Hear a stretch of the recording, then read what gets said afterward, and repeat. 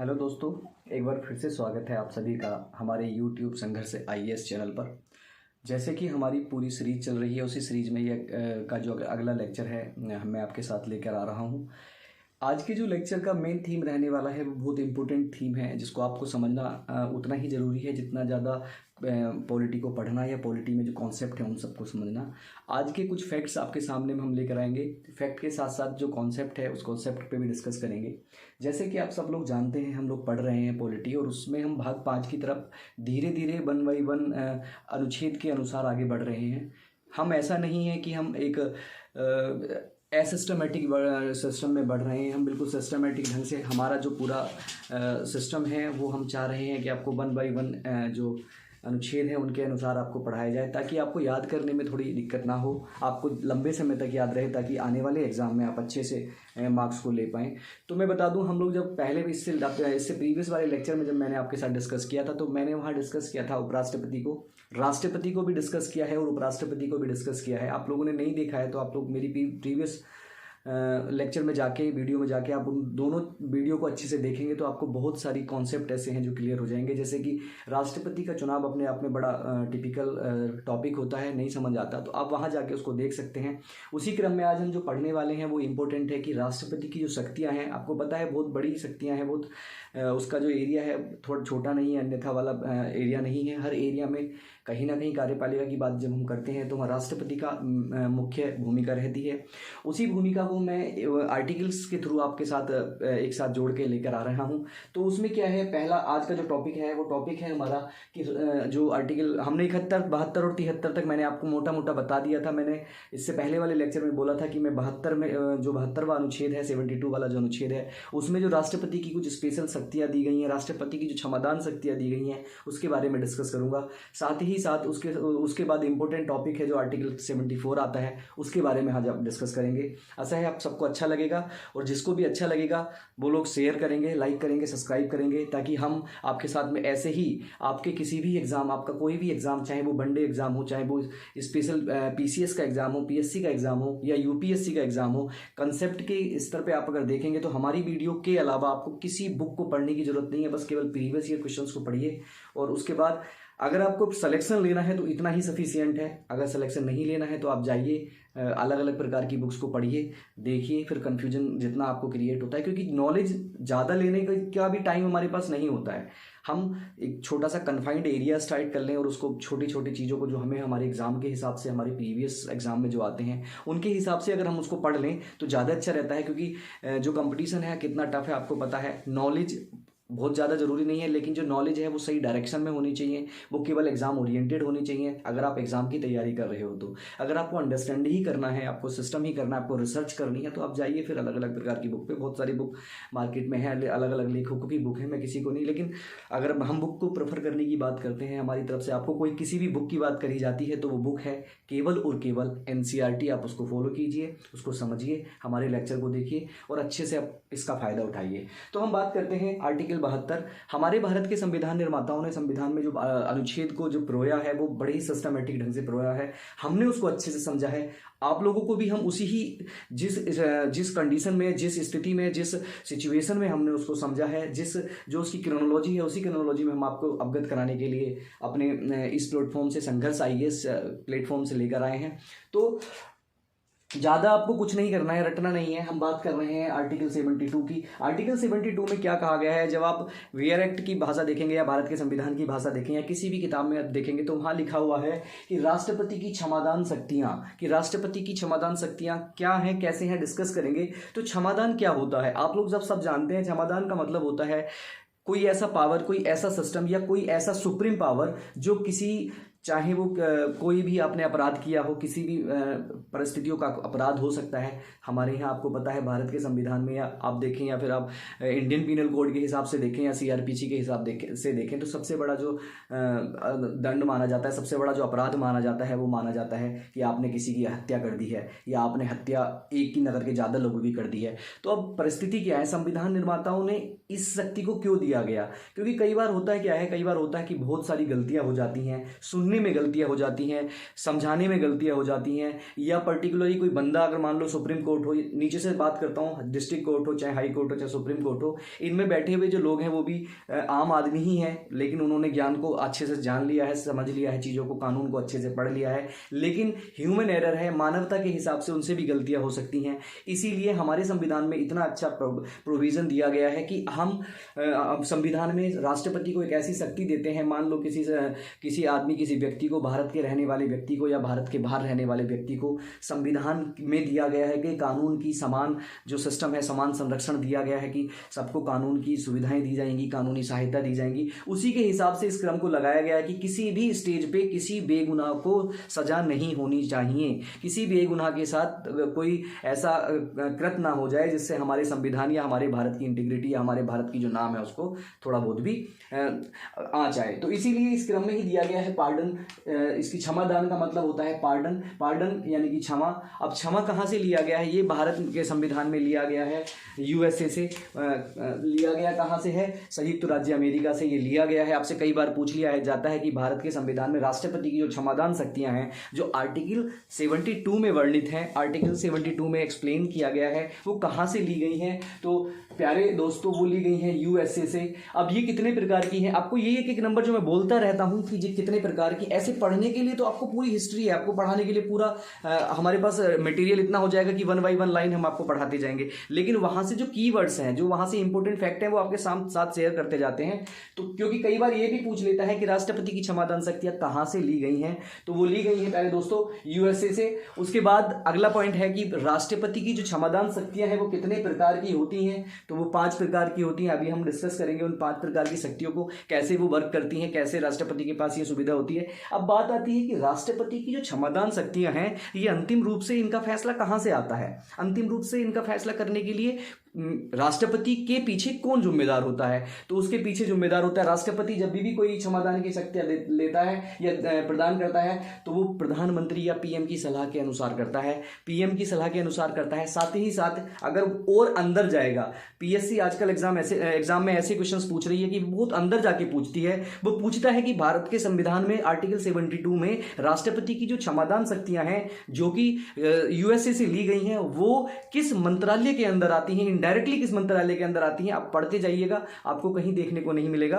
बहुत आप अगर अच्छे से एनसीईआरटी को पढ़ेंगे, उसको डिस्कस, उसके जो कॉन्सेप्ट है उसको पढ़ेंगे, तो वहाँ आपको देखा मिलेगा कि वो गृह मंत्रालय के अंतर्गत जो राष्ट्रपति की क्षमादान शक्तियां हैं वो आती हैं गृह मंत्रालय के अंतर्गत। तो यहाँ तक का सिस्टम है। आपको मैंने 5 फैक्ट आपके साथ डिस्कस करे हैं। उसके बाद बात करते हैं कि ये 5 प्रकार की जो क्षमादान शक्तियां हैं, वो क्षमादान शक्तियां कौन कौन सी हैं। पहली क्षमादान शक्तियां को बोलते हैं पार्डन या क्षमादान। तो इसमें क्या होता है, राष्ट्रपति के पास मान लो कोई केस ऐसा होता है जिसको फांसी दे दी जाती है, मान लो कोई केस ऐसा होता है जिसको उम्र कैद दे दी जाती है, मान लो कोई केस ऐसा होता है जिसमें सुप्रीम कोर्ट, हाई कोर्ट या किसी भी कोर्ट के द्वारा, आपको पता ही है कुछ ऐसे प्रोसीजर है। जब हम पूरी जुडिशरी पढ़ेंगे तो उस प्रोसीजर को मैं आपके साथ डिस्कस करूंगा।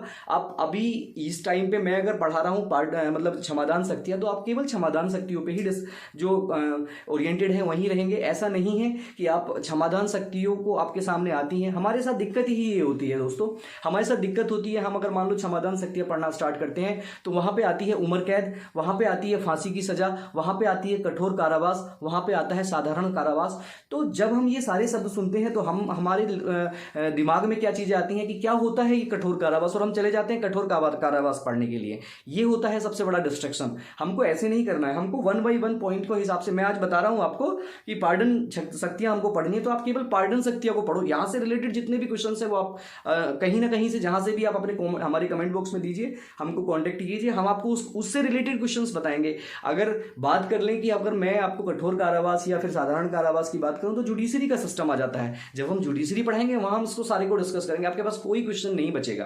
तो जो यहाँ पे हम डिस्कस करते हैं, इंपॉर्टेंट पार्ट ये है कि वहां से क्वेश्चन आए तो गलत ना हो। इसके इर्द गिर्द अगर आप मान लो सुप्रीम कोर्ट समझने लगे, हाई कोर्ट समझने लगे, यहाँ पे तो समझाना बड़ा मुश्किल होगा और एक ही लेक्चर में पता चलेगा 10-12 दिन तक पढ़ाते पढ़ाते पूरी पॉलिटी खत्म हो जाएगी। तो ऐसा इसलिए नहीं है, इसलिए हम डिस्कस करते हैं केवल और केवल ओरिएंटेड किसके ओरिएंटेड की पार्डन क्षमता जो शक्तियां हैं राष्ट्रपति के पास हैं, उसका क्या मतलब होता है। राष्ट्रपति के पास एक पार्डन शक्ति होती है जिसके द्वारा राष्ट्रपति के पास ये अधिकार होता है, किसकी सलाह पे होता है मैं बताऊंगा नहीं आपको, आपको याद रखना किसकी सलाह पे होता है, किस मंत्रालय के अंतर्गत डिस्कस करके होता है।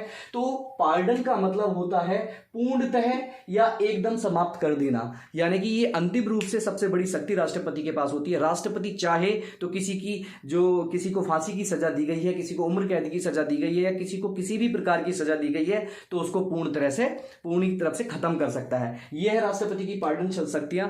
आपने देखा होगा अभी कसाब है या फिर आप अजमल की बात करते होंगे तो वहां भी आप लोग या हम लोग नॉर्मली डिस्कशन में देखते हैं कि यार इतने दिन क्यों हमारे संविधान में ऐसा किया गया है, इतने दिन तक क्यों इसको पाला जाता है, इस पे पैसा खर्च किया जाता है, क्यों? क्योंकि हमारे संविधान को इतना व्यवस्थित तरीके से और इतना सुंदर तरीके से बनाया गया है कि अगर कोई बाहर का व्यक्ति भी अगर आता है, चाहे वो हमारे लिए अपराधी है, हम उसको कानून के हिसाब से, हालांकि आप और हम युवा हैं उनके हिसाब से ये गलत होता है, लेकिन जो संविधान निर्माता थे उन्होंने अपने हिसाब से इसको बनाया कि किसी भी कारण से हमारे से कोई गलती नहीं होनी चाहिए। इसलिए पूरे प्रोसीजर के साथ साथ उसको इन 5 शक्तियों का इस्तेमाल करने के बाद ही उसको फांसी की सजा या फिर उम्र कैद की सजा के लिए छोड़ दिया जाता है। तो पहले पार्डन आपसे पूछा जाएगा, पार्डन शक्ति जो है राष्ट्रपति की, उसमें क्या किया जाता है। ऑप्शन दे दिए जाएंगे कि सजा को कम कर दिया जाता है, सजा को कठोर से निम्न कर दिया जाता है, सजा को पूरा खत्म कर दिया जाता है, सजा को आर्थिक सजा में बदल दिया जाता है। तो आपको ध्यान रखना है पार्डन, राष्ट्रपति की जो पार्डन शक्ति है उसमें पूर्णतः किसी भी सजा को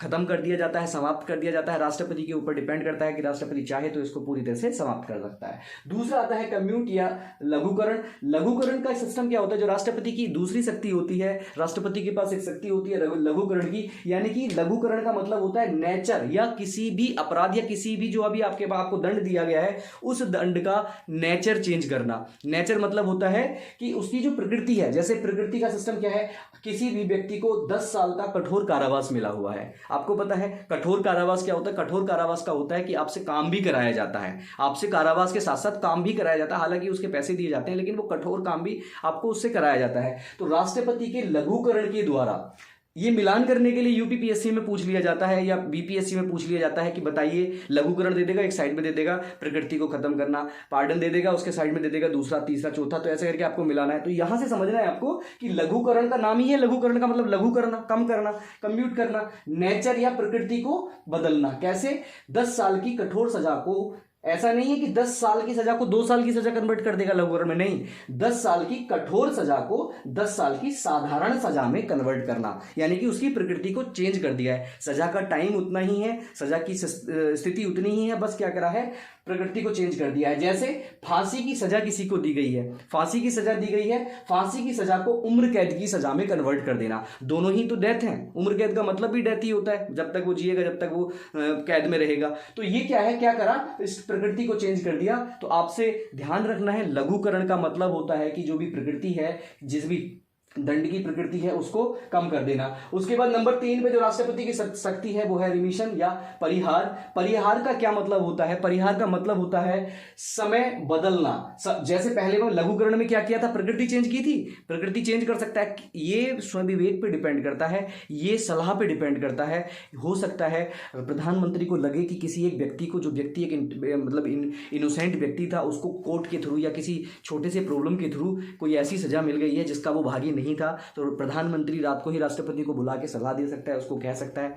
अभी हम बताएंगे कि सलाह का क्या सिस्टम होता है, सलाह का मतलब क्या होता है, अभी आप डिस्कस करेंगे आगे आगे जब पढ़ेंगे तो आपको समझ में आ जाएगा कि सलाह क्या होती है। ठीक है, तो वो उसको क्या कर सकता है, रिमिशन कर सकता है, परिहार कर सकता है। यानी कि तीसरे नंबर पे जो है परिहार, राष्ट्रपति की जो क्षमादान शक्तियों में से तीसरी शक्ति है वो है परिहार या रिमिशन। उसका मतलब होता है समय बदल देना। जैसे 10 साल की कठोर सजा को 5 साल की कठोर सजा में कन्वर्ट कर देना, यानी कि टाइम को चेंज कर देना। टाइम को यहां पे चेंज कर दिया है, रिमिशन में कर दिया है टाइम को चेंज। उसके बाद कहते हैं ये जो रिवीजन है, कई बार ये क्वेश्चन पूछा गया, आपको ध्यान रखना है, आपको छोटे छोटे पॉइंट्स में ध्यान रखना है कि जो परिहार है, परिहार की जो शक्ति है, राष्ट्रपति के पास जो शक्ति है वो फांसी की सजा पर लागू नहीं होती है, ये ध्यान रखना है। और आपको पागल बनाने के लिए यूपीएससी में एक स्टेटमेंट दे देगा कि राष्ट्रपति की जो क्षमादान शक्तियां हैं, परिहार शक्तियां हैं, उसमें फांसी की सजा को उम्र कैद की सजा में बदल दिया जाता है। ऑप्शन ए हो जाएगा। ऑप्शन बी में दे देगा कि लघुकरण में जो प्रकृति है उस प्रकृति को चेंज कर दिया जाता है, दंड की प्रकृति को चेंज कर दिया जाता है। ऑप्शन बी दे देगा। नीचे दे देगा आपको जो विकल्प देगा, ए एक सही, बी दो सही, सी एक और दो सही, और डी इनमें से कोई सही नहीं। तो आपको ध्यान रखना है जो परिहार वाला सिस्टम है वो फांसी पर लागू नहीं होता है। फांसी के सिस्टम को, फांसी के समय को नहीं बदल सकते हैं। फांसी का जो समय जो भी निश्चित किया गया है सुप्रीम कोर्ट या हायर कोर्ट के द्वारा, वही समय फांसी का होगा। फांसी की सजा में परिहार वाली जो राष्ट्रपति की जो शक्ति है वो उसको नहीं लागू किया जाता है। ठीक है, ऐसे ही नंबर पे 4 पे आती है रिस्पाइट, इसको बोलते हैं विराम। या आप देखना जो राष्ट्रपति की क्षमादान शक्तियों में चौथे नंबर पे आती है उसका नाम होता है विराम या रोकना या रेस्पाइट। इसका मतलब क्या होता है, विराम का मतलब क्या होता है, राष्ट्रपति, आपको पता है हमारे संविधान में राष्ट्रपति को पद जो दिया गया है, राष्ट्रपति सर्वोसर्वा माना गया है। कैसे माना गया है वो हम डिस्कस करेंगे। तब मैंने आपको प्रीवियस लेक्चर में बताया है कि राष्ट्रपति कैसे सर्वोसर्वा होता है। तो अब हम बात करते हैं चौथे नंबर पे जो हमारी राष्ट्रपति को दी गई शक्ति है वो है रोकना। तो कैसे रोकना, आप सोचेंगे सब में कर तो यही रहा है, पार्डन में भी पूर्णतः समाप्त कर देना, यहां एकदम समाप्त किया है, यहां केवल प्रकृति को समाप्त किया है, यहां समय को कम किया है। अब चौथे नंबर पे आता है कि ये रोकना क्या होता है। होता क्या है हमारे संविधान में, ये एक अच्छी सी सुविधा है, अच्छी मान लो या खराब मान लो, लेकिन हमारे संविधान निर्माताओं ने बड़े सोच समझ के इसको डाला। और क्यों डाला, कैसे डाला, मान लो कोई किसी अपराधी को कोई सजा दे दी गई है, सजा के बाद पता चलता है उसको हार्ट अटैक आ जाता है, उसकी हेल्थ में कोई प्रॉब्लम हो जाती है, उसका हार्ट टूट जाता है, उसका कुछ भी दिक्कत हो जाती है। यही ऐसा नहीं है हमारा संविधान में क्या किया गया, ऐसा नहीं है कि हम लोग अलग अलग या फिर ऊंच नीच की बात करी गई हो, स्त्री और पुरुष का भेदभाव किया गया हो। सपोज दैट किसी लेडी को या किसी महिला को सजा दे दी गई है और महिला को सजा दी गई है, तो सपोज ऐसा भी हो सकता है कि वो प्रेग्नेंट निकल जाए 8 महीने में, 9 महीने में प्रेग्नेंट। इससे पहले मान लो जब उसने अपराध किया था, जब उसको सजा हुई तो 1 महीने की वो गर्भवती थी, और पता चलता है कि आने वाले टाइम में उसको 8 महीने तक वो गर्भवती होगी, बच्चा पैदा होने। आपने देखा ही होगा ये जो अभी बहुत बड़ा केस चल रहा था शबनम और उसका, शबनम वाला केस जो अमरोहा या हसनपुर बामन खेड़ी कांड के नाम से फेमस था। आपने देखा होगा वो लड़की जो थी वो प्रेग्नेंट होती है तो उस पर केस चलने में कितनी उसको छूट मिलती है, कैसे सिस्टम मिलता है। और आप जान के खुश हो जाएंगे और आप जानकर अपने संविधान को सोचेंगे भी कि पहली महिला बनने जा रही है जिसको फांसी दी जाएगी भारत के संविधान में। शबनम नाम है उसका, बामन खेड़ी कांड से उसने अपने पूरे परिवार को अपने प्रेमी के साथ मिलाकर, सलीम नाम था उसका, पूरे प्रेमी के साथ मिलाकर उसको अपने पूरे परिवार को जान से मार दिया था, हत्या कर दी थी, छोटे छोटे बच्चों को भी हत्या कर दी गई थी। उस बाद में दोनों को ही फांसी की सजा होगी। तो पहली महिला बनने जा रही है, आपको बता दूं। तो ऐसे में होता क्या है, मेरा यहां समझाने का सिर्फ एक ही औचित्य है कि हेल्थ के कारण किसी भी सजा को राष्ट्रपति रोक सकता है। हेल्थ में आता है, मान लो कोई मानसिक रूप से बीमार हो जाता है, मान लो कोई महिला प्रेग्नेंट हो जाती है, तो इस परिस्थिति में जो राष्ट्रपति के पास शक्ति होती है, ये जो होता है, जो कैदी होता है, जो जिसको सजा होने वाली होती है, उसके पास ये शक्ति होती है कि वो अपने वकील के साथ मिलके और राष्ट्रपति तक अपनी जो क्षमादान शक्तियां हैं उन शक्तियों को के लिए अप्लाई कर सकता है, उसके लिए क्लेम कर सकता है। और राष्ट्रपति को अगर लगता है तो वो प्रधानमंत्री से सलाह लेने के बाद और गृह मंत्रालय की सलाह के बाद क्या कर सकता है, उसके हेल्थ के कारण या प्रेग्नेंट होने के कारण उसकी सजा को रोक सकता है। कितने समय तक रोक सकता है ये संविधान में नहीं है। अब कैसे आप बोलेंगे कि कितने समय तक रोक सकता है, भाई कोई प्रेग्नेंट है तो कब तक रोकेगा, जब तक उसका बच्चा हो जाएगा, फिर उसके बाद अलग अलग चीजें चलती रहेंगी। अब वो कोर्ट का प्रोसीजर है, उसको हम कोर्ट के प्रोसीजर में समझेंगे। लेकिन यहां क्या है कि हेल्थ के कारण रोकना जो होता है वो कहलाता है रेस्पाइट कहलाता है। उसके बाद 5वें नंबर पे जो आता है, 5वें नंबर पे आता है आपका रिप्राइव का मतलब होता है प्रिविलंबन में क्या होता है, राष्ट्रपति के पास जो प्रिविलंबन की जो शक्ति है, क्षमादान की शक्ति में 5वीं शक्ति है वो है प्रिविलंबन की शक्ति या रिप्राइव की शक्ति। इसका मतलब होता है राष्ट्रपति के पास अस्थायी रोक, यानी कि किसी भी सजा को अस्थायी रूप से, स्थायी रूप से नहीं बोल रहा हूं मैं, 2 शब्द होते हैं, एक होता है स्थायी, परमानेंट, और एक होता है अस्थाई, अनपरमानेंट। तो अस्थाई तरीके से रोकना क्या कहलाता है, वो रिप्राइव कहलाता है। और ये स्पेशली यूज किया जाता है, इसका उपयोग जो किया जाता है वो फांसी की सजा के लिए किया जाता है। क्यों किया जाता है, कैसे किया जाता है? देखिए, राष्ट्रपति सपोज दैट किसी विदेशी से दौरे पर चले जाते हैं, किसी विदेशी दौरे पर चले जाते हैं और किसी व्यक्ति को फांसी की सजा सुना दी जाती है, और उसकी ये वाली उसकी जो याचिका है, उसने जो सुप्रीम कोर्ट में या उसने जो राष्ट्रपति के पास याचिका भेजी है, ये वाली कैंसिल हो गई, ये कैंसिल हो गई, ये कैंसिल हो गई, ये कैंसिल हो गई, लास्ट वाली बच जाती है उसकी रिप्राइव वाली या प्रविलंबन वाली, और राष्ट्रपति हमारे यहाँ मौजूद नहीं होते हैं, और राष्ट्रपति मौजूद नहीं होते हैं या राष्ट्रपति किसी कारणवश से नहीं देख पाते हैं, उसके जो उसकी फांसी का टाइम है, फांसी का समय है, वो तय होता है, पहले से ही डेट तय होती है।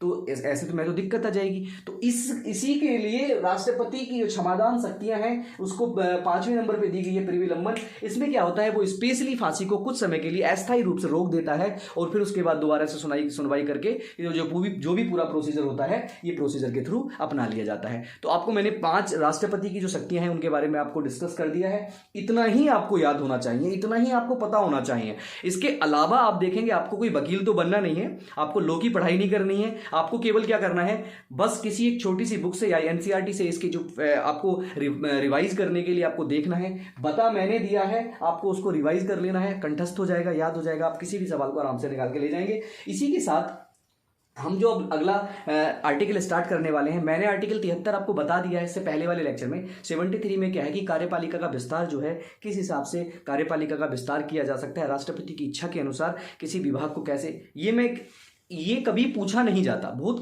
कम ही तौर से पूछा जाता है आर्टिकल 73। तो मैंने ये पहले वाले लेक्चर में ही बता दिया है, क्रम में चल रहा हूं इसलिए मैं 72 के बाद 73 आपको बता रहा हूं। 73 में है कि राष्ट्रपति की इच्छा के अनुसार, राष्ट्रपति की अनुशंसा के अनुसार जो कार्यपालिका का विस्तार है, जैसे किसी विभाग का नया गठन करना हो या किसी सिस्टम का कोई नया डिपार्टमेंट बनाना हो, किसी पद का नया ओरिजिन करना हो, तो वो सब क्या होता है, वो कार्यपालिका का विस्तार होता है, वो आर्टिकल 73 में हमें दिया गया है। उसके बाद हम बात करते हैं आर्टिकल 74, बहुत इंपॉर्टेंट आर्टिकल है, आप लोगों को ध्यान से पढ़ना है। यहां से आपको समझ में आएगा कि कैसे क्या मंत्री परिषद होती है, क्या मंत्रिमंडल होता है, मंत्री कौन होते हैं और कैसे मंत्री बनते हैं, ये बड़ा इंपॉर्टेंट पार्ट है, इसको आप देखेंगे। हम लोग बात कर रहे हैं 74 की। तो अनुच्छेद 74 क्या कहता है, अनुच्छेद 74 कहता है कि राष्ट्रपति की सलाह के लिए एक मंत्री परिषद होगा, राष्ट्रपति की सलाह के लिए एक मंत्री परिषद होगा, और उस मंत्री परिषद का जो हेड होगा वो प्राइम मिनिस्टर होगा या प्रधानमंत्री होगा। ये लैंग्वेज है हमारे भारत के संविधान में दिए गए आर्टिकल 74 की।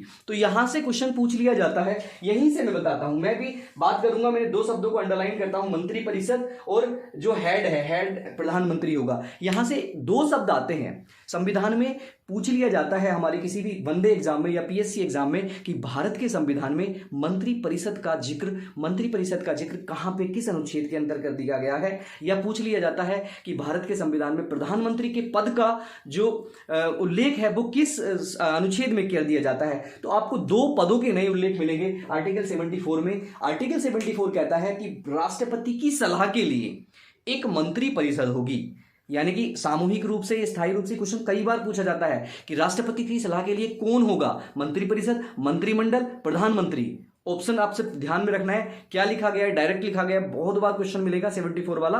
तो मंत्री परिषद होगी राष्ट्रपति की सलाह के लिए, और उस मंत्री परिषद का हेड कौन होगा, वो होगा प्रधानमंत्री। तो यहां 2 शब्द मिले आपको कि एक तो मंत्री परिषद और एक प्रधानमंत्री। तो ये क्वेश्चन भी पूछा गया है कि भारत के संविधान में प्रधानमंत्री का जिक्र किस अनुच्छेद में किया गया है, तो किस अनुच्छेद में आपको मिलेगा, 74 में। ये क्वेश्चन भी पूछ लिया गया है कि भारतीय संविधान के में मंत्री परिषद का जिक्र किस अनुच्छेद में किया गया है, तो वो किस में किया गया है, 74 में। इसको समझेंगे भी मंत्री परिषद को। इससे पहले मैं एक बात कर लेता हूं कि भारत के संविधान के अनुच्छेद 75 में क्या दिया गया है। 75 में दिया गया है कि मंत्री परिषद और प्रधानमंत्री के अलावा जो अन्य मंत्री होंगे, और भी मंत्री होंगे, उनका क्या बात करी गई है, उनकी बात करी गई है किसमें, 74 में। अन्य मंत्री कैसे मंत्री बनेंगे, कौन मंत्री बनाएगा, उनकी बात करेंगे। क्या कहा गया है कि मंत्रियों की नियुक्ति कौन करेगा, मंत्रियों की नियुक्ति के लिए जो 75 में दिया गया है, अनुच्छेद 75 में दिया गया है कि भारत के संविधान में अनुच्छेद 75 में दिया गया है कि अन्य मंत्री होंगे। अन्य मंत्री पहले में दे दिया दिया मंत्री परिषद, उसमें दे दिया, उसके बाद दिया गया अन्य मंत्री भी होंगे।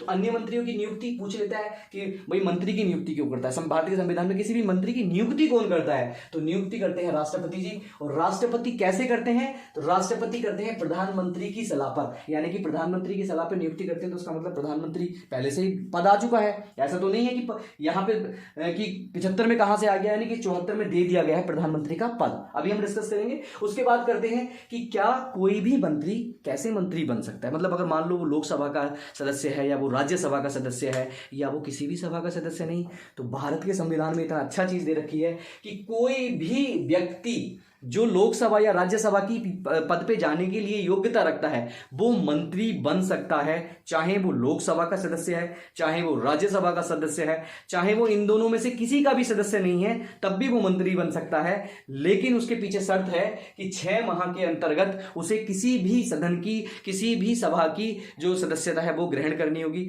आप लोग देखेंगे इसका एग्जाम्पल बहुत अच्छा है। स्मृति ईरानी जो इलेक्शन लड़ी थी और वो हार गई थी, हारने के बाद भी उनको क्या बना दिया गया था, शिक्षा मंत्रालय या फिर कोई सा मंत्रालय उनको दे दिया गया था। आजकल तो उन्हें कपड़ा मंत्रालय और किसी और मंत्रालय बना दिया गया है। तो शर्त ये होती है कि वो कोई भी व्यक्ति मंत्री बन सकता है, बस शर्त ये है कि या तो वो दोनों सदन का सदस्य हो या 6 महीने के अंतर्गत, 6 महीने के अंदर वो किसी भी चुनाव को जीत के बाई इलेक्शन के थ्रू या किसी भी थ्रू वो संविधान में जा सके।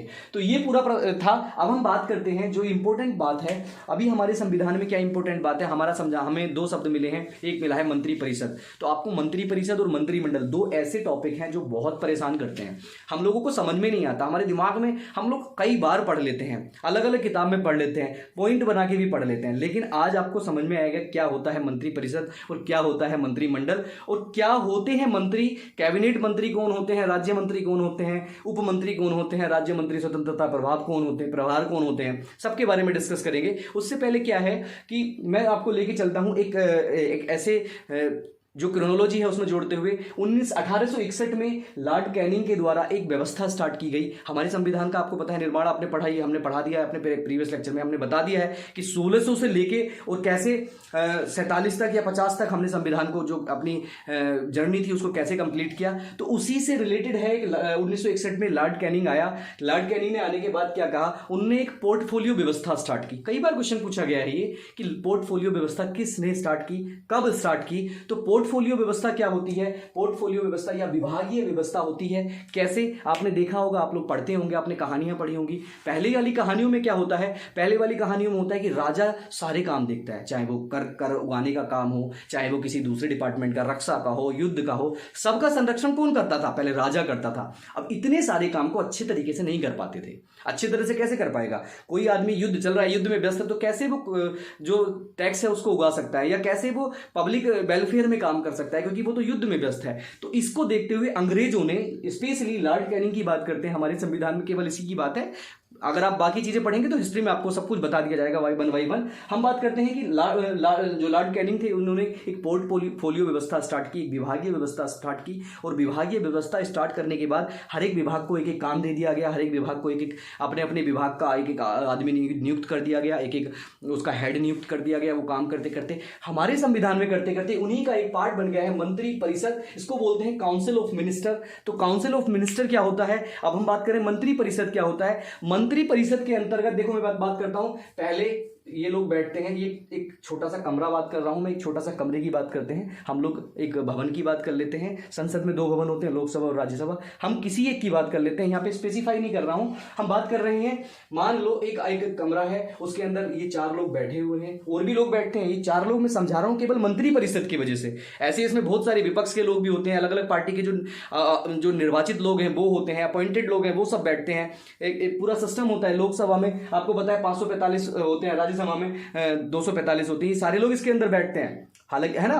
तो अब हम बात कर रहे हैं कि मंत्री परिषद क्या होती है या काउंसिल ऑफ मिनिस्टर क्या होता है। तो काउंसिल ऑफ मिनिस्टर में होता है सबसे पहले जो सबसे आगे के लोग होते हैं, सबसे आगे के लोग जो होते हैं उसको बोलते हैं जो सबसे आगे। मैं ये नहीं कह रहा हूं उनका बैठने का क्रम भी मैं निश्चित नहीं बता रहा हूं, ऐसा नहीं है कि कोई कैबिनेट मंत्री सबसे आगे बैठेगा, केवल कैबिनेट मंत्री, ऐसा भी नहीं है। जिग जग भी हो सकता है, कहीं भी हो सकता है। केवल मैंने आपको समझाने के लिए बात की है कि सबसे पहले जो मंत्री परिषद होता है उसमें होते हैं कैबिनेट मंत्री। और कैबिनेट मंत्री क्या होते हैं? कैबिनेट मंत्री होते हैं प्रत्येक विभाग का एक मंत्री होता है, और वो विभाग का मंत्री होता है, सुप्रीम पावर होता है, उसके पास सारी शक्तियां होती हैं। किसी भी नीति को बनाने के लिए, किसी भी संधि को, किसी भी सिस्टम को चलाने के लिए अंतिम रूप से निर्णय लेने का जो अधिकार होता है वो कैबिनेट मंत्री का होता है। और कैबिनेट मंत्री, जैसे आप देखेंगे हमारा जो रक्षा मंत्रालय है, रक्षा मंत्रालय के जो मंत्री कैबिनेट मंत्री हैं, ऐसे अलग अलग मंत्रालय हैं। कितने मंत्रालय हो सकते हैं? जित सिस्टम है आपका कितना बना सकते हैं आप देखते हैं बहुत सारे मंत्रालय होंगे। कपड़ा मंत्रालय हो गया, शिक्षा मंत्रालय हो गया, रक्षा मंत्रालय हो गया, गृह मंत्रालय हो गया, और बहुत संस्कृति मंत्रालय हो गया। अलग अलग प्रकार के मंत्री होते हैं। तो जिस भी मंत्रालय का जो भी सुप्रीम पावर होता है, जिसके पास, अब प्रधानमंत्री सबके सिस्टम तो ले नहीं सकता, सबके निर्णय तो ले नहीं सकता, अकेला आदमी इतने सारे काम कैसे देखेगा? तो वो अपने काम को आसान करने के लिए, कैसे करने के लिए, पोर्टफोलियो व्यवस्था के थ्रू धीरे धीरे आते हुए उसने आसान करने के लिए क्या किया गया? अपने विश्वास पात्र आदमियों में से, जो उसके विश्वास पात्र आदमी थे, जो उसके अच्छे अच्छे चहीते लोग थे, जो उसका काम करने के लिए सक्षम थे, उन लोगों में से किसी एक बंदे को, किसी एक डिपार्टमेंट को अलॉट कर दिया कि भाई तुम सुप्रीम पावर हो और तुम इस काम को अच्छी तरह से देखोगे, तुम्हारे यहाँ जो निर्णय है वो अंतिम होगा। तो ऐसे व्यक्ति जो होते हैं वो होते हैं कैबिनेट मंत्री। तो अब आपको ये नहीं सोचना है कि कैबिनेट को हिंदी में भी कैबिनेट बोलते हैं और इंग्लिश में भी कैबिनेट बोलते हैं, ठीक है? तो कैबिनेट मंत्री कौन होते हैं? वो जो भी किसी भी विभाग का वह मंत्री जो अंतिम रूप से निर्णय लेने के लिए स्वतंत्र है, अंतिम रूप से निर्णय लेने के लिए उसके पास सुप्रीम पावर है, तो वो क्या कहलाता है? वो कहलाता है कैबिनेट मंत्री। तो अब कैबिनेट मंत्री कितने होते हैं? तो ये क्वेश्चन आपसे कभी नहीं पूछा जाएगा कि कितने कैबिनेट मंत्री होते हैं, आपसे क्वेश्चन पूछा जाएगा कैबिनेट मंत्री कौन होते हैं। तो अंतिम रूप से किसी भी विभाग का जो निर्णय लेने वाला व्यक्ति होता है, सरकार के द्वारा अपॉइंटेड, राष्ट्रपति के द्वारा अपॉइंटेड, प्रधानमंत्री की सलाह से राष्ट्रपति द्वारा अपॉइंटेड कोई भी व्यक्ति जो किसी भी विभाग के निर्णय लेने के लिए स्वतंत्र है, वो क्या कहलाता है? वो कहलाता है कैबिनेट मंत्री। कैबिनेट मंत्री के पीछे भी, कैबिनेट मंत्री के पीछे या कैबिनेट मंत्री की हेल्प करने के लिए एक और मंत्री होते हैं जो उनकी हेल्प करते हैं, उनको बोलते हैं हेल्पर। इनको बोलते हैं हेल्पर। मैं हेल्पर लिख दे रहा हूं। उनको बोलते हैं राज्य मंत्री। अब यहां बच्चों में बहुत कंफ्यूजन आता है, वो सोचते हैं कि राज्य मंत्री का मतलब है उत्तर प्रदेश का मंत्री, मध्य प्रदेश का मंत्री, बिहार का मंत्री, हर एक राज्य से एक एक मंत्री उठा के लाएंगे। ऐसा नहीं है। राज्य मंत्री यहां पे आपको समझना इसलिए जरूरी है कि राज्य मंत्री जो होते हैं वो राज्य मंत्री, हर डिपार्टमेंट का एक राज्य मंत्री अपॉइंट किया जाता है। किस लिए अपॉइंट किया जाता है? क्योंकि जो कैबिनेट मंत्री, अब आपको पता है कैबिनेट मंत्री मतलब केंद्र सरकार का मंत्री। अब केंद्र सरकार के मंत्री पे इतने सारे काम हो जाएंगे कि वो कैसे सबको संभालेगा। अब आप सोचो कैसे संभालेगा। जैसे डीएम के बाद एसडीएम हो जाता है, तो डीएम के काम इतने सारे हो जाते हैं कि वो कैसे छोटे छोटे गांव में तहसीलों में जाके संभाल सकता है। तो उसके लिए नीचे एसडीएम बना दिया जाता है। तो ये क्या होता है? राज्य मंत्री जो होता है वो राज्य मंत्री होता है हेल्पर। और किसका हेल्पर होता है? वो होता है कैबिनेट मंत्री का हेल्पर। और राज्य मंत्री के पास ये व्यवस्था या ये पावर नहीं होती है कि वो कैबिनेट या किसी भी, जिस मंत्रालय का वो राज्य मंत्री है, वो राज्य मंत्री कोई भी निर्णय ले सके। वो केवल हेल्प कर सकता है, वो केवल हेल्पर होता है। उसको बोलते हैं राज्य मंत्री। और हर एक विभाग का एक राज्य मंत्री होता है, ना कि हर एक राज्य का एक राज्य मंत्री होता है। आपको कंफ्यूजन नहीं करना है। राज्य मंत्री, कैबिनेट मंत्री की जो हेल्प के लिए, उसकी सुविधा के लिए एक मंत्री अपॉइंट किया जाता है। हर डिपार्टमेंट में एक राज्य मंत्री अपॉइंट किया जाता है, उसको बोलते हैं हम हेल्पर। और वो क्या करता है? वो कैबिनेट मंत्री की हेल्प करता रहता है। उसके बाद मैं बात करता हूं, तीसरा मैं छोड़ दूंगा, तीसरा भी मैं डिस्कस करूंगा बाद में। उसके बाद होता है चौथा, वो होता है उपमंत्री। उपमंत्री की कोई वैल्यू नहीं होती है, लेकिन फिर भी काम को थोड़ा सा डाइल्यूट करने के लिए छोड़ दिया जाता है उपमंत्री को, कि उपमंत्री जो राज्य मंत्री है या कैबिनेट मंत्री है उनकी ही हेल्प करने के लिए एक व्यक्ति को अपॉइंट कर दिया जाता है, उनको उपमंत्री बना दिया जाता है। अब इसमें जो इंपॉर्टेंट पार्ट है, आप लोगों ने भी पढ़ा होगा, राज्य मंत्री स्वतंत्रता प्रभार। एक्चुअल में राज्य मंत्री स्वतंत्रता प्रभार आपने देखा होगा और आपने सोचा होगा राज्य मंत्री भी है, राज्य मंत्री स्वतंत्रता प्रभार भी दे रखा है, तो ऐसे कैसे हो सकता है? आपको मैं बता दूं, हमने डिस्कस करा, हम बात कर रहे हैं मंत्री परिषद की। तो मंत्री परिषद में पहले मैंने बताया कि एक होता है प्रधानमंत्री, उसके बाद ये 4 मंत्री बैठे होते हैं। तो 4 मंत्री में जो पहला मंत्री होता है वो किसी भी डिसीजन को लेने के लिए बाध्य होता है। किसी भी डिसीजन को लेने के लिए उसके पास क्या होती है? उसके पास सुप्रीम पावर होती है। तो सुप्रीम पावर होती है, सपोज दैट कि कैबिनेट मंत्री स्वास्थ्य की वजह से या किसी इंटरनल कारण की वजह से या उसको बर्खास्त कर दिया गया है, वो नहीं है, कैबिनेट मंत्री का पद अगर क्या है, कैबिनेट मंत्री का पद अगर रिक्त हो जाता है किसी भी कारण की वजह से, जैसे आपने देखा सुषमा स्वराज और अरुण जेटली वाले जो बीमार थे, बीमारी के कारण उनका पद खाली हो गया था, तो उनका पद जब खाली हो जाता है, किसका, जो डिसीजन लेता है या जो किसी भी विभाग को चलाने के लिए अंतिम रूप से निर्णय लेता है, वो अगर उसका पद खाली हो जाता है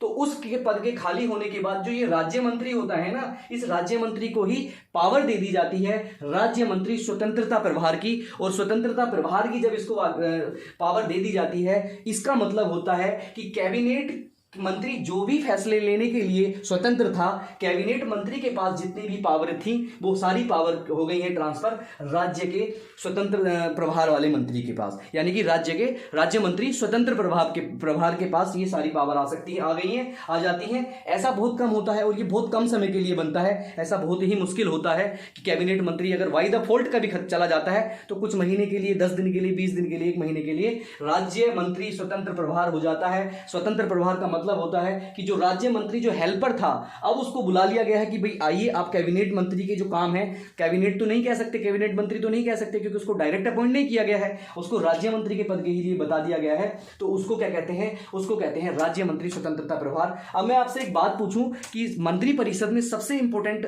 अगर प्रधानमंत्री को छोड़ दिया जाए तो कौन सा मंत्री होता है जिसके पास सबसे ज्यादा पावर होती है? तो ऐसे 2 मंत्रियों का नाम बताइए जिसके पास सबसे ज्यादा पावर होती है। तो आप लोग बताएंगे कैबिनेट मंत्री, दूसरे नंबर पे कौन सा आएगा, राज्य मंत्री? नहीं, दूसरे नंबर पे राज्य मंत्री नहीं आएगा, दूसरे नंबर पे आएगा राज्य मंत्री स्वतंत्र प्रभार वाला, ठीक है, जो कि बहुत कम समय के लिए होता है और ये पद थोड़े दिन के लिए होता है। इनको ये मान लो ऐसे वाला पद होता है जैसे किसी का, मान लो किसी की बीवी मैके चली जाती है और मैके चले जाने के बाद ये जो किसी भी व्यक्ति का क्या है, मौज आ जाती है, तो वो व्यक्ति जो है वो राज्य मंत्री ही रहता है, उसकी मौज आ जाती है और वो मौज आने के बाद अपना काम करता है, डिसीजन लेता है, मजे से पूरे ऐश करता है। अब पता चलता है वो वापस आ जाती है अपने मम्मी के घर से या फिर वहां से वापस आ जाती है, तो वापस से बेचारा जो मंत्री है वो क्या बन जाता है, हेल्पर बन जाता है। यानी कि एक पति की हालत क्या होती है वो यहाँ समझने के लिए आप उसको जान सकते हैं। तो ये पूरा जो सिस्टम है, कैबिनेट मंत्री, राज्य मंत्री स्वतंत्रता प्रभार और उप मंत्री और प्रधानमंत्री का जो पूरा कॉम्बिनेशन है, ये कॉम्बिनेशन कहलाता है मंत्री परिषद। ये क्या कॉम्बिनेशन कहलाता है? ये मंत्री परिषद कॉम्बिनेशन कहलाता है। और हमारे भारत के संविधान में दिया गया है कि भारत के संविधान में जो मंत्री परिषद होगी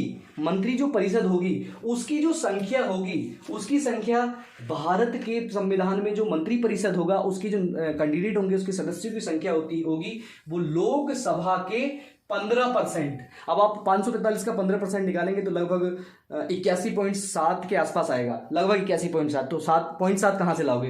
तो इसका मतलब है 82 जो सदस्य हैं, 82 सदस्य से ज्यादा किसी भी सरकार, चाहे वो किसी भी पार्टी की सरकार हो, चाहे वो एनडीए की हो, चाहे वो यूपीए की हो, चाहे वो कांग्रेस की हो, चाहे वो बीजेपी की हो, किसी की भी सरकार हो, मंत्री परिषद में जो बैठने वाले मंत्री हैं उनकी जो मैक्सिमम संख्या है वो 15% से ज्यादा नहीं हो सकती है। ये क्वेश्चन कई बार पूछा गया है, आपको ध्यान रखना है, 15% से ज्यादा नहीं हो सकती है। और जब हम 545 का 15% निकालते हैं तो 81.7 आता है। और 81.7 का मतलब 0.7 में तो हम लेते नहीं, तो इसलिए 82 व्यक्ति ऐसे होते हैं जो मंत्री परिषद का में पार्टिसिपेट करते हैं, ठीक है। तो ये मंत्री परिषद की बात करते हैं। अब हम बात करते हैं कि मंत्री परिषद और मंत्रिमंडल क्या होता है। मंत्री परिषद का मतलब होता है जो काउंसिल ऑफ मिनिस्टर, और मंत्रिमंडल का मतलब होता है ग्रुप ऑफ मिनिस्टर्स। यानी कि मंत्रिमंडल क्या होता है, मंत्रिमंडल की हम बात करेंगे तो हमने बात करेंगे मंत्री परिषद, आपको समझ में आ गया। पहले नंबर, दूसरे नंबर, तीसरे नंबर, चौथे नंबर ये मंत्री हैं, मैंने आपको बताया। पहले नंबर पे कैबिनेट मंत्री, दूसरे नंबर पे राज्य मंत्री, तीसरे नंबर पर राज्य मंत्री स्वतंत्रता प्रभार, और चौथे नंबर पे कौन है? उपमंत्री हैं। तो उपमंत्रियों की बहुत ज्यादा वैल्यू होती नहीं है हमारे संविधान में, लेकिन पद दिया गया है क्योंकि अगर सपोज दैट कैबिनेट मंत्री भी नहीं है और राज्य मंत्री भी नहीं है तो किसको मंत्री बनाया जाएगा। तो ये इसलिए इस क्रम को जारी रखने के लिए, काम को सुचारू रूप से रखने के लिए ये चीजें बनाई जाती हैं, ठीक है। तो अब हम बात करते हैं कि मंत्रिमंडल और मंत्री परिषद में डिफरेंस क्या होता है। मैं एक लाइन में आपको बता दूं कि ये जो सिस्टम होता है, ये पीएम है, एक मंत्रिमंडल का सिस्टम बनाते हैं, इसमें एक पीएम है, पीएम बैठता है। उसके बाद एक कौन बैठेगा मंत्रिमंडल में? कैबिनेट मंत्री। कैबिनेट मंत्री कौन होते हैं? हमने अभी डिस्कस किया कौन होते हैं, जिनके पास अपने विभाग के लिए अंतिम रूप से निर्णय लेने की शक्ति होती है। और इसके बाद मंत्रिपरिषद में ऐसा कौन व्यक्ति होता है जिसके पास अंतिम रूप से निर्णय लेने की जो सुविधा होती है वो होती है उस अंतिम रूप से वो होता है राज्य मंत्री स्वतंत्रता प्रभार। यानी कि मंत्रिमंडल में ये दो लोग बैठेंगे। कौन लोग बैठेंगे? एक तो कैबिनेट मंत्री यानी कि जिसके पास पूरी पावर है, उसके बाद कौन सा बंदा आएगा? राज्य मंत्री स्वतंत्र प्रभार वाला, स्वतंत्र प्रभार जिसके पास होगा वो आएगा। ये दो लोग और प्रधानमंत्री को लेकर जो भी मंत्रिमंडल बनता है वो क्या कहलाता है? वो कहलाता है मंत्रिमंडल। वो सिस्टम क्या कहलाता है? मंत्रिमंडल। तो आपसे एक नंबर में क्वेश्चन कर दिया जाता है कि मंत्री परिषद या मंत्रिमंडल में से किस में सदस्यों की संख्या ज्यादा होती है? तो आप ओबियसली जान सकते हैं इसमें केवल 2 ही लोग आ रहे हैं, इसमें 4 लोग और हैं, तो किसमें कम होगी? ओबियसली कम होगी, 15% से तो कम ही होगी इसकी सुविधा संख्या। तो आपसे एक लाइन में कई बार बता दिया है। उसके बाद तीसरा इंपॉर्टेंट पार्ट कि जो डिसीजन बनाने का काम होता है, नीति बनाने का काम होता है, भाई उप मंत्री है या राज्य मंत्री है या कैबिनेट मंत्री है, ये सारे लोग कंसर्न करने के बाद एक निर्णय में एक नियम या नीति बनाते हैं, कोई एजेंडा तैयार करते हैं, कोई व्यवस्था तैयार करते हैं। लेकिन व्यवस्था करने के बाद इसमें 2 लोग ऐसे होते हैं, मैंने बताया, स्वतंत्रता प्रभार और कैबिनेट मंत्री। यानी कि जो मंत्रिमंडल होता है उसके पास अंतिम रूप से डिसीजन लेने की शक्ति होती है। अंतिम रूप से यानी कि मान लो मंत्रिमंडल ने कोई डिसीजन या कोई सिस्टम बना दिया, कोई एजेंडा बना दिया, बना के दे दिया, बना के देने के बाद मंत्रिमंडल के पास ये शक्ति होती है कि वो उसको पास कर देगा, उसको इंप्लीमेंट करेगा, उसको इंप्लीमेंट कराने के लिए जितनी भी व्यवस्थाएं होंगी वो व्यवस्था लगाएगा। तो अब मैं आपको बताऊं कि इन दोनों में से बड़ा सदस्यों के हिसाब से कौन होता है? तो कैबिनेट मंत्री होता है, जो मंत्री परिषद होती है वो होता है। मैं कहूं कि मैं अगर इसमें पूछ लूं, अगर अंदर जाके और भी बात करूं कि मंत्रिमंडल और मंत्री परिषद में सबसे ज्यादा शक्तियां किस में होती हैं, शक्तियां किस में होती हैं? तो मंत्रिमंडल के पास अंतिम रूप से शक्ति होती है। मैं आपसे पूछ लूं कि मंत्री परिषद या मंत्रिमंडल में कौन ऐसा व्यक्ति होता है जो कॉमन होता है? कितने ऐसे व्यक्ति होते हैं जो कॉमन होते हैं? तो 3 व्यक्ति, प्रधानमंत्री यहां भी है, प्रधानमंत्री यहां भी है, कैबिनेट मंत्री यहां भी है, कैबिनेट मंत्री यहां भी है, राज्य मंत्री स्वतंत्रता प्रभार यहां भी है, राज्य मंत्री स्वतंत्रता प्रभार यहां भी है। तो आपको अब अलग से क्वेश्चंस, ये जो मैं बता रहा हूं ये सारे ही क्वेश्चन के फॉर्म में आपसे पूछ लिए जा सकते हैं। तो ये थी मंत्री परिषद और ये था मंत्रिमंडल। और भी बहुत सारे पॉइंट आप देख सकते हैं, लेकिन जो बेसिक पॉइंट है जो इनको डिफरेंस करने के लिए, राज्य मंत्री कौन होते हैं? तो आपको ये बिल्कुल कंफ्यूज नहीं करना है कि राज्य मंत्री का मतलब होता है हर एक राज्य का एक मंत्री, ऐसा नहीं है। राज्य मंत्री का मतलब है हर एक विभाग का, हर एक डिपार्टमेंट का एक मंत्री, ठीक है? वो किसकी हेल्प के लिए? कैबिनेट मंत्री की हेल्प के लिए। और राज्य मंत्री स्वतंत्रता प्रभार क्या होता है? स्वतंत्रता प्रभार का मतलब जब भी होता है जब कैबिनेट मंत्री किसी स्वास्थ्य की वजह से या किसी वजह से नहीं उपस्थित होता है, तो जो राज्य मंत्री होता है यानी कि जो हेल्पर होता है उसी को डिसीजन लेने का अधिकार दे दिया जाता है। नहीं तो ऐसा होगा ना, मान लो अगर सुषमा स्वराज जी काम नहीं कर पा रही थी या अरुण जेटली जी काम नहीं कर पा रहे थे तो उनका डिपार्टमेंट तो ठप हो जाता। अंतिम रूप से कौन निर्णय लेता? तो हमारे संविधान में बनाया गया है कि जो भी हेल्पर होगा यानी कि डिपार्टमेंट के काम को सुचारू रूप से चलते रहने के लिए स्वतंत्रता प्रभार दे दिया जाता है। वो अलग से व्यक्ति नहीं होता, कहीं बाहर से नहीं बैठा होता, वो राज्य मंत्री ही होता है। लेकिन जितने समय के लिए कैबिनेट मंत्री नहीं होता उसको क्या कर दिया जाता है? स्वतंत्र प्रभार दे दिया जाता है। तो ये था पूरा मंत्रिमंडल और मंत्री परिषद। इसके बाद एक और इंपॉर्टेंट पार्ट आता है। आपको मंत्रिमंडल पता चल गया, आपको मंत्री परिषद पता चल गया, एक और होती है, एक होती है सुपर कैबिनेट। कई बार क्वेश्चन पूछ लिया जाता है कि सुपर कैबिनेट क्या होती है। तो हमारे जो कानूनवेत्ता थे, एक के सांथा नाम के एक कानूनवेत्ता थे, बहुत बड़े कानूनविद थे। उन्होंने क्या काम किया? उन्होंने बताया था कि इनके, देखो ये तो निर्णय ले रहे हैं, ये तो निर्णय, अब मान लो मंत्री कैबिनेट मंत्री की बात करते हैं तो कैबिनेट मंत्री तो केवल अपने विभाग का निर्णय ले रहे हैं, वो तो अपने विभाग की बात देख रहे हैं, जो भी उनके पास विभाग है। मान लो रक्षा मंत्रालय तो रक्षा मंत्रालय की बात देखेंगे, और वित्त मंत्रालय तो वित्त मंत्रालय की बात देखेंगे। तो अब एक ऐसा भी तो सिस्टम होना चाहिए जो ओवरऑल सारे सिस्टम को देखे। एक ओवरऑल ऐसा कैबिनेट होना चाहिए, ऐसा एक परिषद होना चाहिए, ऐसा एक डिपार्टमेंट होना चाहिए जो कि पूरा ओवरऑल सबको देखे। वो ग्रामीण रूप से भी देखे, वित्त मंत्रालय को भी देखे, कृषि को भी देखे, रक्षा को भी देखे, हर तरीके से एक ऐसा सिस्टम होना चाहिए जो इन सब के ऊपर भी बात करे। और ऐसा सिस्टम यानी कि इन सब में सामंजस्य बैठाए, कहाँ किसकी जरूरत है उसको। तो के सांथानाम ने जो हमारे भारत के संविधान में एक नाम है के सांथानाम, उन्होंने इंपॉर्टेंट एक पार्ट दिया। उन्होंने एक ऐसी अनुशंसा की, उन्होंने कहा कि एक सुपर कैबिनेट होगी। और वो सुपर कैबिनेट कौन थी? योजना आयोग को सुपर कैबिनेट कहा जाता है। कई बार क्वेश्चन पूछा गया है दोस्त कि सुपर कैबिनेट कौन होती है। आपने देखा होगा ये वही योजना आयोग है जो प्रथम पंचवर्षीय योजना को लेकर आया, द्वितीय पंचवर्षीय योजना में भारी उद्योग को लेकर आया, तृतीय पंचवर्षीय योजना में इसने ध्यान दिया कृषि पर, और चौथी पंचवर्षीय योजना में इनने जीडीपी और अलग अलग गरीबी को मिटाने के लिए अलग अलग पंचवर्षीय योजना के साथ साथ काम करता गया। तो के सांथानाम, ये पूछ लिया जाता था? सुपर कैबिनेट का जो प्रस्ताव था वो किसने दिया था, किसके द्वारा आया था? तो वो कैसा था ना, कौन होता है सुपर कैबिनेट? तो वो होता है योजना आयोग। और योजना आयोग अब क्या हो गया है दोस्तों? योजना आयोग अब हो गया है नीति आयोग। ठीक है, योजना आयोग अब नीति आयोग हो चुका है। तो आप ये मत सोचिए कि योजना आयोग को आपको पढ़ाया नहीं जाएगा या नीति आयोग को आपको पढ़ाया नहीं जाएगा। यहां पे हमें केवल सुपर कैबिनेट पढ़ना है। आपको पता होना चाहिए कि मंत्रिपरिषद, मंत्रिमंडल, सुपर कैबिनेट और एक और होती है दोस्तों, ये यहां पे फंडा क्लियर हो गया। एक और होती है, उसको बोलते हैं किचन कैबिनेट, उसको बोलते हैं किचन कैबिनेट। एक और कैबिनेट होती है किचन कैबिनेट। ये भी कई बार क्वेश्चन पूछ लिया जाता है कि किचन कैबिनेट क्या होती है। तो किचन कैबिनेट होती है प्रधानमंत्री या कोई भी मंत्री के जो सगे संबंधी होते हैं, उनके पास भी बहुत सारी पावर होती है। वो भी सरकार में या फिर विभागों में, अलग अलग डिपार्टमेंट में बड़ा योगदान, मतलब अपनी बात को बनवा के, अपनी वर्चस्व को बना के, जैसे आप देखोगे, अगर मैं छोटी सी बात करूं तो मान लो मनमोहन सिंह ने कोई बिल पास करा। मनमोहन सिंह ने जब कांग्रेस की सरकार थी तो एक बिल पास करा, सपोज दैट मैं बता रहा हूँ, ये कोई सत्य बात नहीं है, मैं आपको समझा रहा हूँ कैसे किचन कैबिनेट काम करती है, किचन कैबिनेट कहाँ पे हावी हो सकती है, कैसे उसका वर्किंग होती है। तो होता क्या है कि वो कैबिनेट में जो मंत्री होते, प्रधानमंत्री होते हैं, उन्होंने एक बिल लेके आए, बिल पास करा दिया। बिल पास कराने के बाद उस बिल को, मान लो वो बिल चला गया राहुल गांधी के पास, और राहुल गांधी उसको फाड़ देता है। क्यों फाड़ देता है? क्योंकि उसके पास तो वर्चस्व है, उसकी मम्मी के हिसाब से तो काम चल रहा है सारा, उसके हिसाब से तो काम चल रहा है। भाई काम कांग्रेस में अगर देखें तो सोनिया गांधी के हिसाब से ही चल रहा है ना। तो ये क्या है कि सगे संबंधियों के वर्चस्व में, यानी कि प्रधानमंत्री की या उसके सगे संबंधियों के वर्चस्व में भी काम। जैसे अभी कुछ दिन पहले देखा होगा आपने, प्रधानमंत्री की किसी भतीजी या किसी रिलेटिव का एक पर्स खो गया, एक पर्स चोरी हो गया, तो पता चला पूरे गुजरात में सारे सीसीटीवी कैमराओं को खंगोल दिया गया, और खंगोलने के बाद उसके पर्स को निकलवा दिया गया। और आप देखते हैं कि हमारे भारत में दिल्ली यूनिवर्सिटी के एक कैंडिडेट है, उसको वो गायब हो जाता है, या किसी एक दूसरे कैंडिडेट में, मतलब अलग जगह से कोई स्कूल का बच्चा गायब हो जाता है, या कोई अलग अलग तरीके से ऐसे काम होते हैं, उनका पता ही नहीं चल पाता है। और आप देखेंगे यूपी में एक मंत्री थे उस टाइम पे, जो यूपी में सरकार थी, उनकी भैंसों तक को ढूंढ लिया जाता है। उनकी भैंसों को ढूंढने के लिए डीएम, एसडीएम, एसपी सब लग जाते हैं।